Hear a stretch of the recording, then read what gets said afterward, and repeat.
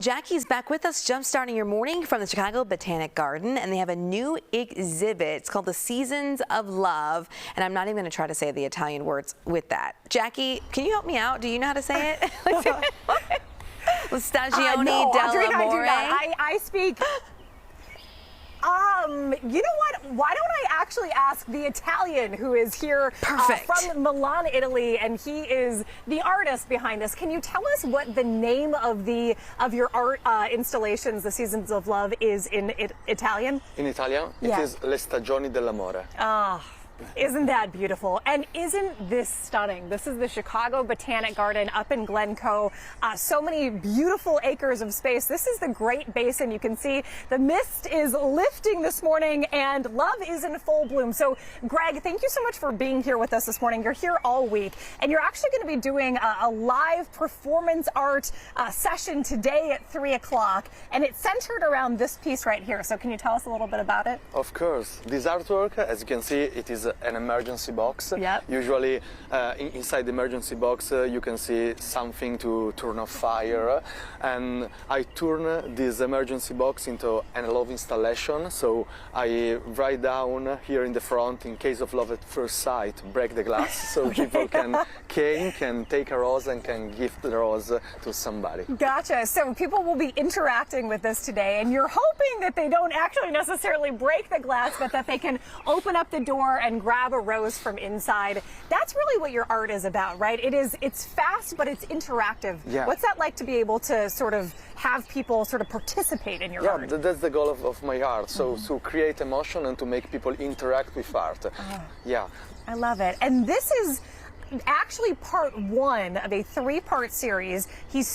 Greg started the series last Saturday. That was his first performance art piece that we just saw last hour with the big globe. Can you tell us, I guess, about the Seasons of Love in 3 installations? Yeah, it is a progression. So this is the first stage of love, the love at first sight. Yeah. The second one with the globe is about love when a person became home for you, and then the third one that will be on Saturday, it will be about forever love. So when you meet somebody that will be forever. Oh, that's so sweet. I feel like my heart is bursting this morning. And it really is just so beautiful. I got to ask you, what have you thought about Chicago so far? Oh, Chicago is super beautiful, and the Botanic Garden is beautiful as well. Yes. It really inspired me to make this artwork. Oh my gosh. Greg, thank you so much for your time this morning and for being here at the Chicago Botanic Garden. You can meet Greg today at 3 o'clock. He'll be right here at the Great Basin and this piece of art. And then he'll also be doing another performance art piece on Saturday before he heads back home to Italy. But you can see all 3 of the pieces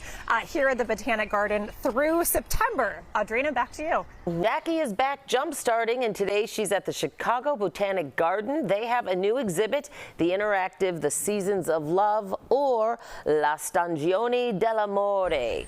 Good morning, Jackie. I'm not going to go all Italian on you this time, but I know you were showing us the corpse flower, too, is there. I mean, my gosh, what a bonus.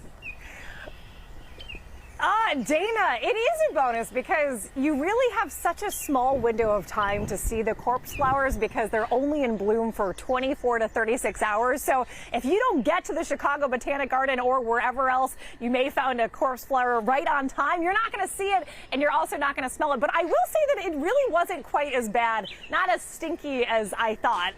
Take a look where we are now, though. This is such a beautiful garden space at the Chicago Botanic Garden. I'm here with Heather Sherwood this morning, who is a senior horticulturist here this morning. Good morning. Hi, how are you? Well, I'm doing really well, and it feels so good to be outside. It's a beautiful day. I actually wore hiking shoes because I was like, I know we're going to be given some gardening tips. Absolutely. You designed the space behind us, all of the plants that are going into this garden 2 years ago as a horticulturist. Yep, now all you've seen it come to life, seen it in bloom.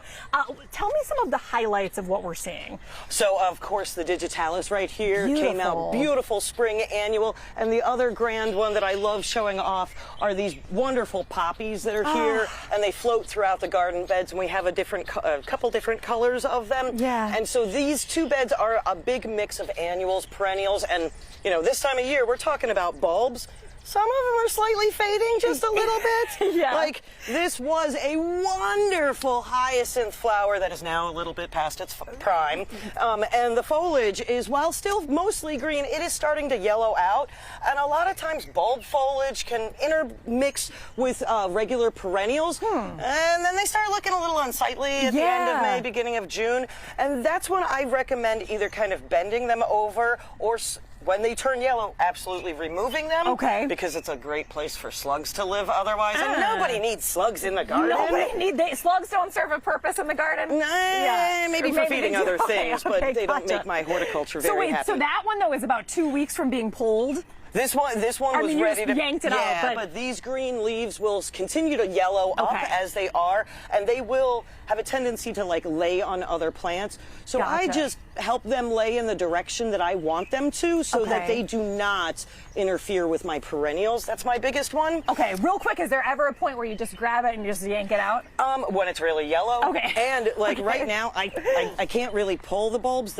It's not really easy. When they're ready, they just pop right out of the ground like the stem did here. So Heather, one last question for you before we have to wrap. Can you come to my apartment and help me with my plants, because they all are dead as heck? My biggest advice for anybody trying to get into it is leaf color. If you add leaf color, sometimes it's more impressive than a flower itself. So that's my biggest advice. I love it. Heather, thank you so much for your time this morning. That was quick and dirty, but we're going to show you some more gardening tips coming up in next hour. Dana, back to you. Oh, I can use those gardening tips too, Jackie. Thank you so much. Well, that